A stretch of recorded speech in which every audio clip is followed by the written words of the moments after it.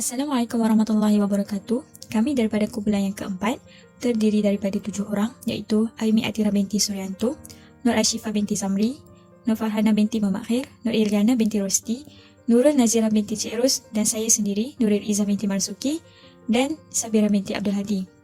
Tajuk kumpulan kami yang akan kami bentangkan iaitu faktor yang mempengaruhi personaliti. Berdasarkan tajuk yang diberikan, kumpulan kami akan memfokuskan kepada 4 perkara utama, iaitu yang pertama, faktor yang mempengaruhi personaliti, kedua, teori jenis, ketiga, teori trait dan yang keempat adalah penilaian personaliti. Okey, sebelum kita pergi lebih mendalam mengenai faktor yang mempengaruhi personaliti, saya akan terangkan dahulu apa itu personaliti. Personaliti ini berasal daripada perkataan Latin yang bermaksud persona. Namun, dalam kajian kos suara pada tahun 1991, beliau mengatakan bahawa perkataan persona ini berubah menjadi sebuah gambaran sosial yang diterima oleh individu dalam sebuah masyarakat. Personaliti ini merupakan satu keseluruhan cara seseorang itu bertindak, bagaimana seseorang itu berfikir dan merasa yang biasanya terdapat dalam diri seseorang. Okey, kat sini saya bagi satu situasi yang mana si A ni gagal dalam peperiksaan.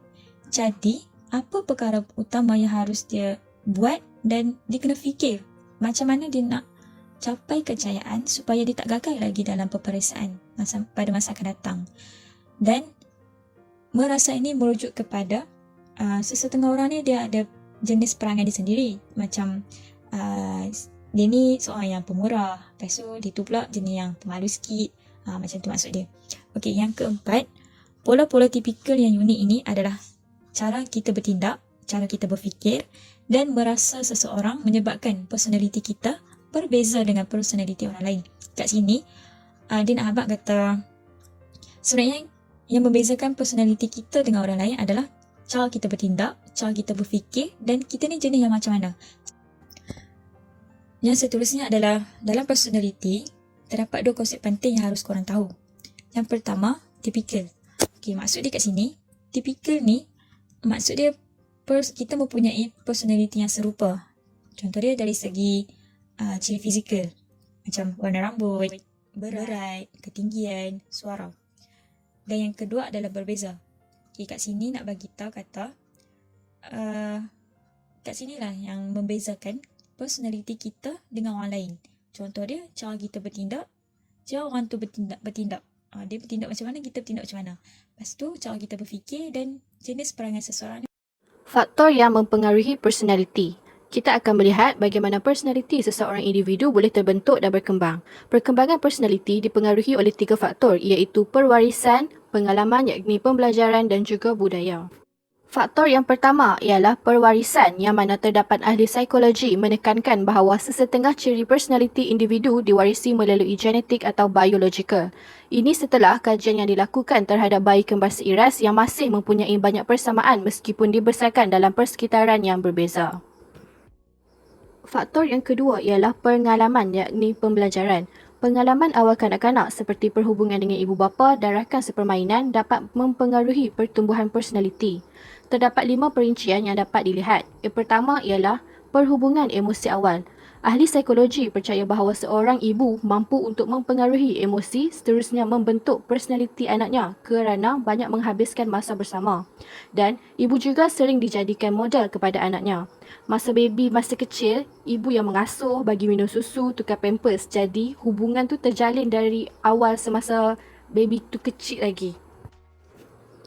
Perincian yang kedua ialah penyusuan botol atau penyusuan ibu. Kebanyakan ibu memilih penyusuan ibu kerana dipercayai akan mewujudkan hubungan yang lebih mesra. Namun, ahli psikologi menekankan cara penyusuan. Seperti yang dikatakan pada poin yang pertama, hubungan antara ibu dan anak ni terjalin dari masa kecil lagi. Jadi, tidak kira lah minum guna botol susu atau susu badan, ibu tu perlu menunjukkan kemesraan dan kasih sayang kepada bayi dalam pembentukan personaliti yang lebih sihat. Perincian yang ketiga ialah rutin amalan pemeliharaan anak. Bermaksud, amalan rutin yang dapat mempengaruhi pembentukan personaliti bayi. Sebagai contoh, latihan membuang air besar dan kecil. Ibu bapa perlu bertanggungjawab dan lebih memahami. Kalau anak buat kesalahan, jangan marah, cakap baik-baik, buat bagi berfaham. Ini secara tidak langsung dapat membentuk sikap dan keyakinan yang positif bayi tersebut. Perincian yang keempat, ibu bapa kucak-kacir dan anak-anak mereka. Ini merujuk kepada rumah tangga yang tidak tenteram seperti saling membenci atau menunjukkan tingkah laku yang tidak konsisten. Situasi ini dia lebih cenderung untuk menghasilkan personaliti anak yang tidak gembira atau negatif. Dan yang terakhir ialah keluarga yang autokratik, iaitu ibu bapa menggunakan kuasa untuk memberi arahan dan anak-anak hanya menerima arahan. Berbanding demokratik, iaitu di mana anak-anak tu diberi kebebasan secara berpanduan. Sesetengah ahli psikologi percaya bahawa terdapat perbezaan dalam perkembangan personaliti yang diasuh sama ada dari segi asuhan autokratik dan demokratik. Seterusnya kita masuk kepada faktor pembentukan personaliti yang ketiga, iaitu budaya. Seperti mana yang kita tahu, budaya berada di bawah faktor persekitaran. Persekitaran merupakan keadaan yang berada di sekeliling kita. Budaya pula bermaksud tingkah laku. Tingkah laku ini memainkan peranan yang sangat penting untuk membentuk personaliti seseorang. Seseorang itu akan mudah meniru tingkah laku dengan orang yang terdekat dengan mereka, seperti ibu bapa, komuniti dan masyarakat. Seterusnya kita akan masuk kepada teori jenis, iaitu tipologi. Teori personaliti terawal dia menekankan penjenisan manusia mengikut kategori-kategori tertentu. Contohnya, ciri-ciri fizikal dan tingkah laku. Kat sini kita dapat lihat tipologi kimia, tipologi fizikal, jenis tubuh badan dan tipologi tingkah laku, ciri-ciri psikologi. Yang pertama adalah tipologi kimia. Kajian personaliti ini bermula lebih kurang dalam 400 sebelum Masihi. Masa ni, Hippocrates iaitu bapa kepada bidang perubatan mempercayai bahawa tingkah laku manusia ni dikawal oleh ciri tubuh badan. Terdapat 4 cecair utama yang dikenali sebagai humus dalam tubuh badan. Cecair yang berlebihan dalam badan boleh menyebabkan manusia ni bertingkah laku dalam keadaan yang tertentu. Teori moden pula menekankan hormon yang dirembaskan oleh kelenjar endokrin. Setiap hormon ini mempunyai fungsinya yang tersendiri. Contohnya, orang yang ada kelenjar adrenal besar, dia berkemungkinan lebih cepat resah dan terangsang. Ahli-ahli psikologi pula menekankan peranan sistem saraf autonomi dalam mempengaruhi personaliti seseorang. Khususnya saraf autonomi iaitu saraf simpatetik dan parasimpatetik. Sistem ini berlawanan. Setengah orang ada lebihan kawalan simpatetik, iaitu contohnya seperti mempercepatkan degupan jantung. Oleh itu, seseorang itu akan menjadi cepat marah dan terangsang. Manakala parasimpatetik melambatkan degupan jantung, seperti orang yang tengah rehat. Nama saya Aimi Atira binti Suranto, nombor matrik 050258 dan saya akan meneruskan lagi penerangan tentang topik hari ini dalam aspek teori tipologi fizikal. Apa itu teori tipologi fizikal? Teori tipologi fizikal ini boleh difahami sebagai satu teori yang mengaitkan personaliti seseorang dengan struktur luaran tubuh badan. Melalui teori ini juga, individu yang mempunyai struktur atau ciri fizikal badan yang sama adalah cenderung untuk mempunyai trait atau personaliti yang sama. Sebagai contoh, individu yang berbadan besar adalah mereka yang suka untuk relax dan individu yang berbadan kurus adalah lebih serius. Dan antara tokoh yang menyatakan bahawa personaliti seseorang adalah berlandaskan ciri-ciri tubuh badan ataupun somatotip ialah W. H. Sheldon. Dua hasil kajian beliau yang diterbitkan iaitu The Varieties of Human Physique pada tahun 1940 dan The Varieties of Temperament 1942 menyatakan bahawa ciri personaliti manusia dipengaruhi oleh struktur tubuh badan. Antara yang dibentangkan dalam kajian beliau kita boleh lihat pada jadual ini. Dalam jadual ini ada klasifikasi antara 3 perkara iaitu endomorfi, mesomorfi dan ektomorfi. Dan antara klasifikasi 3 perkara ini kita boleh lihat perbezaan antara struktur fizikal dan juga personaliti. Untuk endomorfi, struktur fizikal adalah berfokuskan kepada mereka yang berbadan besar yang mempunyai personaliti relax ataupun lebih suka untuk relax, mencari keselesaan fizikal, cepat mesra, lambat bertindak, suka tidur dan mendapatkan orang lain sekiranya ada masalah. Dan untuk mesomorfi, struktur fizikal adalah mereka yang mempunyai tubuh badan seperti ahli sukan. Dan personaliti yang dimiliki adalah tegas, suka untuk mencari pengalaman melalui cabaran, bersikap agresif, suka bersaing dan suka untuk membuat bising. Dan manakala ektomorfi pula adalah struktur fizikal mereka yang bertubuh kurus, tinggi dan mempunyai sistem saraf yang sensitif. Yang personality yang dimiliki adalah kaku, suka bersendirian, cepat bertindak, suka bersendirian apabila ada masalah, kurang tidur dan selalu letih. Seterusnya, kita akan membincangkan berkenaan dengan teori trait. Sebenarnya, trait adalah sifat individu yang khusus dan bertahan lebih lama di dalam diri seseorang individu tu. Dan sifat ini boleh diukur ataupun diperhatikan. Ahli-ahli psikologi menggunakan pendekatan trait ni untuk menghuraikan personality dari segi profit trait. Ahli-ahli berpendapat bahawa setiap manusia adalah berbeza berdasarkan kepada trait-trait yang mereka miliki. Walaupun trait ini tidak dapat dilihat secara langsung, namun kita dapat mengenal pasti melalui cara manusia itu bertingkah laku. Sebagai contoh, jika seseorang itu mempunyai trait kemesraan, kita dapat melihat kewujudan sifat trait ini apabila individu tersebut bersikap mesra terhadap kebanyakan orang dalam banyak situasi, dan kemesraan yang dia tunjukkan tu berkekalan lah dalam tempoh masa yang lama. Teori trait Gordon-Allport. Menurut Allport, trait adalah struktur mental dalam setiap personality yang mempunyai keupayaan untuk mengarahkan tingkah laku manusia. Trait ini merupakan komponen-komponen asas personality dan berfungsi sebagai asas kecenderungan individu itu untuk bertindak balas mengikut cara-cara tertentu.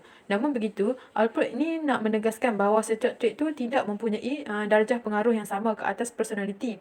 Maksudnya kat sini ada trait yang mempunyai pengaruh yang kuat, manakala ada juga trait yang mempunyai pengaruh yang kurang. Beliau telah membahagikan trait kepada 3 jenis, iaitu kardinal, trait utama dan trait sekunder. Okey, bagi trait kardinal, trait ini merupakan trait yang sangat penting dan paling banyak mempengaruhi personality, di mana kita boleh cakap trait ini akan mempengaruhi tingkah laku individu tersebut pada setiap masa. Okay, sebagai contoh, individu yang mempunyai trait taat setia akan menyebabkan beliau akan taat kepada semua perkara dalam semua keadaan. Okey, seterusnya adalah trait utama. Trait ini merupakan trait yang penting untuk nak menentukan tingkah laku, Tidak seperti trait kardinal, trait utama ni tidak diaplikasikan dalam semua keadaan. Sebagai contoh, individu yang mempunyai taat setia lebih cenderung untuk taat setia pada pekerjaan, pada isteri, pada kawan, pada family. Namun begitu, individu tersebut tidak semestinya akan memberikan trait kesetiaan tersebut kepada negara lain. Okey, seterusnya adalah trait sekunder. Okey, trait ini dianggap sebagai sempit ataupun lebih khusus dan hanya ditujukan dalam situasi tertentu sahaja. Okey, sebagai contoh, trait sopan santun. Seseorang individu tu akan mengaplikasikan trait sopan santun tu apabila berhadapan dengan ibu bapa, berhadapan dengan orang yang lebih tua daripadanya. Namun, trait sopan santun ini tidak akan diaplikasikan apabila berada di dalam kelompok sosialnya. Jadi dekat sini kita boleh cakap dah bahawa trait sopan santun ini merupakan trait sekunder kerana trait ini hanyalah diaplikasikan mengikut situasi tertentu saja. Seterusnya adalah teori trait Raymond-Cattell. Raymond-Cattell merupakan antara ahli psikologi terawal yang mencari cara untuk nak kenal pasti trait-trait penting yang dapat membantu dalam menguji personality. Beliau menggunakan kaedah statistik dan analisis fakta bagi mendapati trait tertentu seperti keberanian, kebebasan dan kekuatan, di mana trait-trait ini mempunyai korelasi antara satu sama lain. Beliau juga membahagikan trait-trait kepada kelompok-kelompok trait menjadi 16 kelompok trait asas yang dinamakan sebagai trait sumber. Daripada trait sumber ini terpacarlah trait permukaan. Okey, trait sumber. Trait sumber merupakan trait dasar yang bertanggungjawab kepada trait permukaan personality. Trait ini kebiasaannya bersifat stabil sepanjang hayat dan lebih dipengaruhi oleh pembawaan genetik. Daripada trait ini, maka terhasillah trait permukaan. Sebagai contoh, individu yang mempunyai penyakit diabetes akan lebih cenderung kepada sifat malas mengerjakan sesuatu perkara, selalu ingin tidur kerana sering berasa mengantuk dan mempunyai tabiat suka makan. Manakala, trait permukaan pula merujuk kepada trait yang mudah diperhatikan dalam tingkah laku seseorang. Misalnya, keberanian, ketangkasan, kebimbangan dan seumpamanya. Sebagai contoh, individu yang mengalami anxiety, mereka akan lebih cenderung untuk merasa cemas dan takut apabila berhadapan situasi yang berada di luar jangkaan mereka. Seterusnya adalah teori trait yang dipelopori oleh J.P. Guilford. J.P. Guilford telah mengklasifikasikan kesemua trait ataupun faktor personality kepada trait motivasi atau trait pembawaan. Okey, apa itu trait motivasi? Trait motivasi ini adalah trait yang melibatkan keperluan, sikap dan minat. Sebagai contoh, kelangsungan, ketahanan, liberalisme dan minat terhadap pekerjaan dan budaya dianggap sebagai trait motivasi. Ia dinamakan sebagai trait motivasi kerana memainkan peranan dalam menggerakkan atau mempengaruhi tingkah laku dan proses mental seseorang. Yang kedua adalah trait pembawaan. Trait ini melibatkan tingkah laku yang umum, beremosi dan sosial. Okey, bagi tingkah laku umum, tingkah laku ini termasuk di dimensi trait seperti keyakinan lawannya perasaan rendah diri dan impulsif lawannya berwaspada. Yang kedua adalah trait emosi. Trait emosi ini adalah trait yang membawa kepada perasaan keriangan, manakala lawannya kemurungan, dan kegelisahan lawannya ketenangan. Trait yang terakhir adalah trait sosial. Trait ini adalah trait yang mengambil kira faktor-faktor seperti dominan, lawannya submisif, dan kepimpinan, lawannya mengikut arahan. Assalamualaikum warahmatullahi wabarakatuh. Saya akan sambung berkenaan teori trait yang seterusnya, iaitu teori trait Hans Eysenck. Hans Eysenck ni merupakan salah seorang psikologi dari Jerman. Hans Eysenck telah mengemukakan teori yang lain daripada yang lain kerana teori beliau merujuk kepada teori yang berbentuk personality. Hans Eysenck telah mengklasifikasikan kesemua jenis personality yang ada berdasarkan 3 kerangka dimensi hasil daripada analisis statistik ke atas beberapa trait dengan menggunakan kaedah analisis faktor. Daripada ketiga-tiga dimensi ini, maka kita dapat mengetahui jenis personality yang ada. Dimensi yang pertama ialah dimensi neuroticisme. Dimensi neuroticisme ni digunakan bagi mengukur tahap kestabilan dan ketidakstabilan seseorang. Seseorang yang stabil emosi selalunya merupakan orang yang tenang dan boleh dipercayai. Manakala pula orang yang tidak stabil merupakan orang yang bimbang dan sukar untuk dipercayai. Dimensi yang kedua pula ialah dimensi psikotisisme. Dimensi psikotisisme ni merupakan elemen pengukuran untuk mengukur tahap kekuatan dan kelemahan sesuatu pemikiran. Seseorang yang mempunyai pemikiran yang kuat dan kental selalunya seseorang yang tiada belas kasihan atas sesuatu perkara. Manakala seseorang yang mempunyai pemikiran yang lemah lembut selalunya merupakan seseorang yang mudah untuk empati terhadap perkara itu. Dimensi yang ketiga ialah dimensi ekstraversi. Ekstraversi ini dapat digunakan untuk mengukur tahap introversi dan ekstraversi seseorang itu. Ekstraversi ini merupakan golongan orang yang lebih suka bersosial dengan orang lain kerana mereka mempunyai tenaga terhadap orang sekeliling mereka. Manakala seseorang yang mempunyai trait introversi ni pula orang yang lebih suka menyendiri kerana mereka dipercayai kehilangan tenaga apabila berhubungan dengan orang lain. Teori trait yang terakhir ialah trait 5 faktor ataupun dalam bahasa Inggerisnya ialah Big Five trait ataupun Ocean trait. Teori trait ini telah pun mengklasifikasikan perbezaan trait personality yang ketara di bawah satu kelompok dalam dimensi yang ada. Dimensi-dimensi tersebut telah pun diperluaskan bagi beberapa kajian yang tertentu. Dimensi yang pertama ialah dimensi ekstroversi. Dimensi ini merupakan himpunan perbezaan antara trait ekstroversi seperti trait bersosial dengan trait introversi iaitu trait bersendiri. Dimensi yang kedua ialah dimensi neuroticisme. Dimensi ini telah pun membezakan antara dua kelompok, iaitu kelompok manusia yang mempunyai neuroticisme tinggi, iaitu manusia yang tidak stabil emosi serta resah, bersama dengan manusia yang mempunyai neuroticisme rendah, iaitu orang yang tenang dan mempunyai emosi yang stabil. Yang ketiga ialah dimensi terbuka kepada pengalaman. Dimensi ini telah mewujudkan personaliti yang kontra antara seseorang yang mempunyai keterbukaan yang tinggi seperti trait berimajinatif dan berpengetahuan luas jika dibandingkan dengan seseorang yang mempunyai keterbukaan yang rendah iaitu orang yang mempunyai pemikiran yang sempit. Seterusnya ialah dimensi berhemah dan teliti. Dimensi ini telah memfokuskan koleksi perbezaan trait seperti trait berdikari, konsisten dan lain-lain yang berlawanan dengan trait seperti trait malas dan suka bergantung pada orang. Dimensi yang terakhir ialah dimensi kesetujuan. Dimensi ini telah memfokuskan perkara yang mampu memberi kontra antara trait kesetujuan yang tinggi iaitu seperti ihsan, baik hati dengan trait yang berkesetujuan yang rendah iaitu orang yang mempunyai konflik terhadap orang lain seperti bermusuhan, bertengkar dan sebagainya. Seterusnya, kita akan belajar pula mengenai penilaian personaliti. Okey, seperti mana yang kita tahu, setiap manusia ni dia mempunyai personaliti yang tersendiri. Personaliti itulah yang membezakan seseorang individu itu dengan individu yang lain.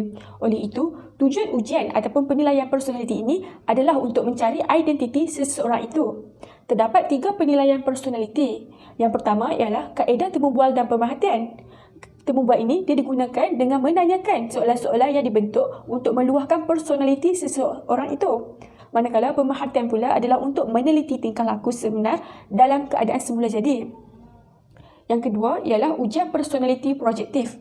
Ujian personaliti projektif ini terbahagi kepada 4. Process Input Test (RIT), Thematic Apperception Test (TAT), Rotor Incomplete Synthesis Blank (RISD) dan akhir sekali ialah Draw a Person (DAP).